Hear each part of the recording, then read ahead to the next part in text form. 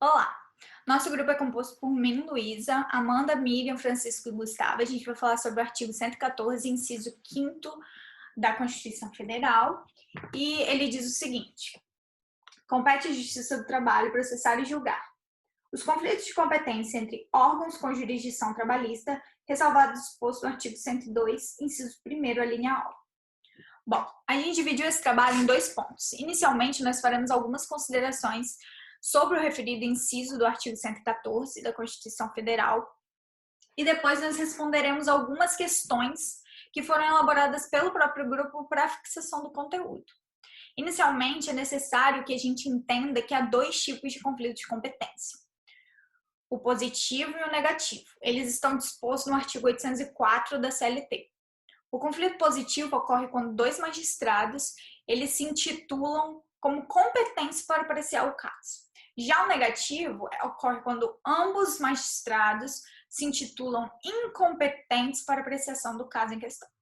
Ao consultar a CLT, encontramos o artigo 803, a disposição que trata dos conflitos de jurisdição e que, segundo esse artigo, podem ocorrer entre juntas de conciliação e julgamento e juízes de direito investidos na administração da Justiça do Trabalho, tribunais regionais do trabalho, juízos e tribunais do trabalho e órgãos da Justiça Ordinária.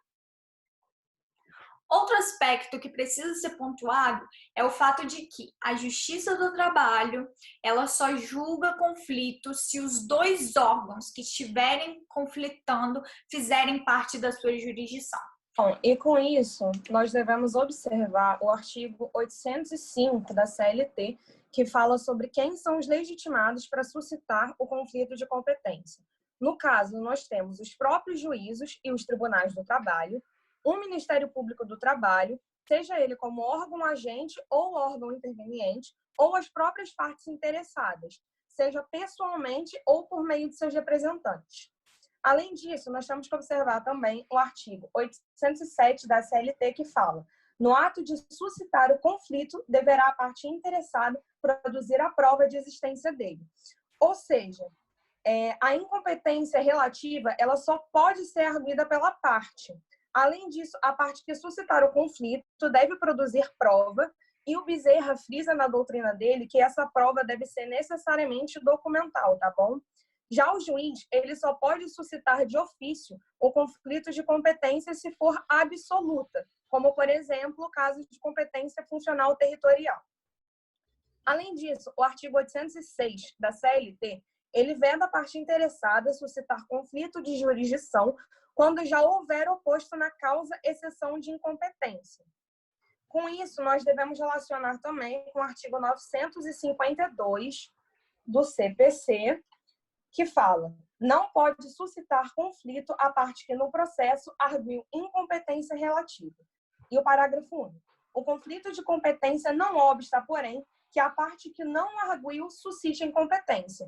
Ou seja, nós temos duas partes no processo. Se uma delas não suscitou a incompetência, ela pode sim arguir o conflito de competência. Agora que nós já fizemos esse panorama geral, nós vamos para a parte das perguntas de fixação.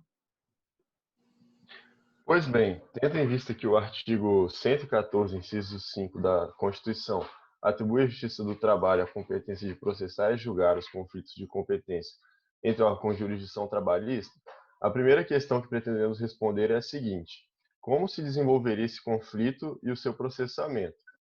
Pois bem, o processamento do conflito de competência na esfera trabalhista é regulado principalmente pelos artigos 809 e 810 da CLT. Tanto nos casos de conflito positivo como negativo, o relator será responsável pelo processo de conflito de competência e designará um dos juízes para resolver, em caráter provisório, as medidas urgentes, na forma do artigo 955 do CPC. Ainda no que tange aos poderes do relator no conflito de competência, cabe lembrar que este poderá julgá-lo de plano quando a sua decisão fundar-se em súmula do Supremo ou do STJ ou súmula do próprio tribunal, ou também em caso de tese firmada em julgamentos de casos repetitivos, tanto recursos repetitivos como RDR, ou em incidente de assunção de competência. Além disso, é importante analisar o regimento interno do tribunal que está julgando o conflito de competência, uma vez que podem ter normas específicas sobre o procedimento a ser adotado nesse caso.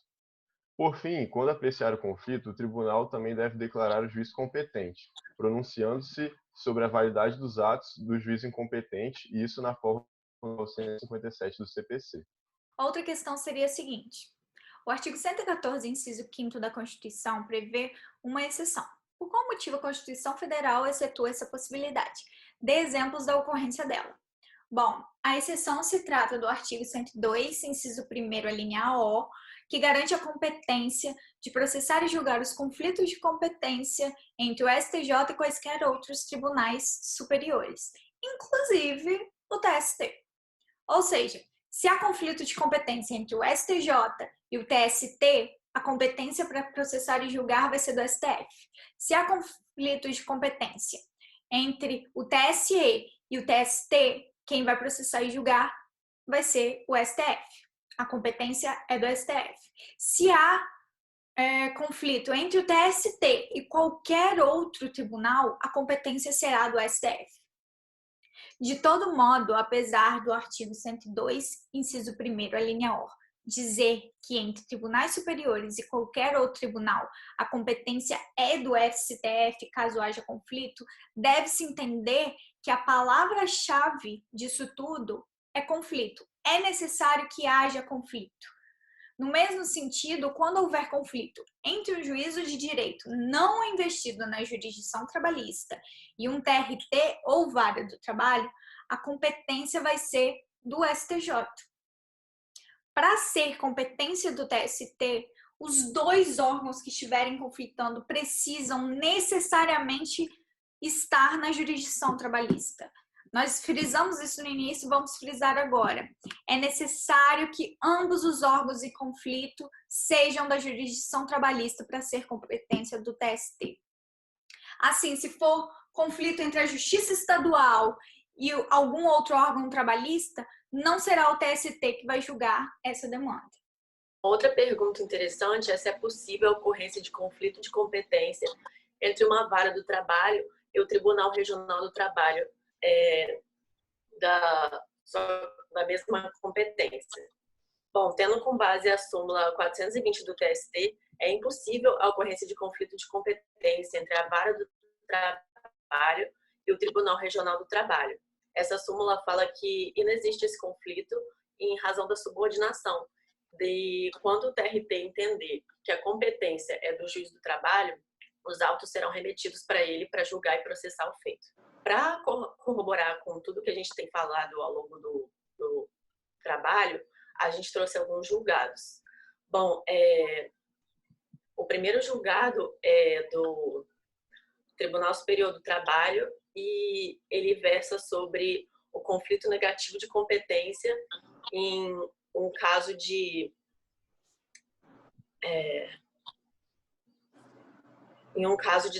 degravação de áudio. Ou seja, o juízo depregado, ele realizou ele fez o áudio das testemunhas só que ele não fez a depregação do áudio, ou seja, ele não passou para o texto. E o juízo depregante, que é a terceira vara do trabalho de Volta Redonda, do Rio de Janeiro, entrou com ação pedindo que ele realizasse essa depregação.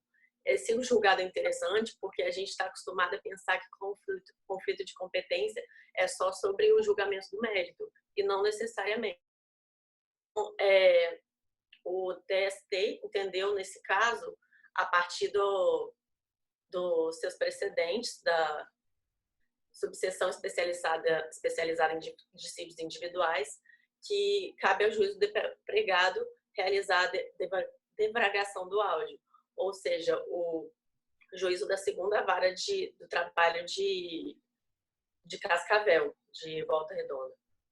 E o segundo julgado, ele é do TRT da 7ª Região, e ele se trata de um conflito negativo também de competência entre a 5ª Vara do Trabalho de Fortaleza e a 9ª Vara do mesma capital. E ele é relativo ao quê? ele é relativo a um conflito individual que ele surgiu por causa de um conflito coletivo, porque a pessoa queria justamente um dano moral em face do não cumprimento da decisão coletiva. Então, o TRT da 7ª Região entendeu que cabe ao juízo que realizou o caso no coletivo tratar dele no individual também, para não gerar nenhum conflito. E, basicamente, é isso o nosso trabalho. Obrigada.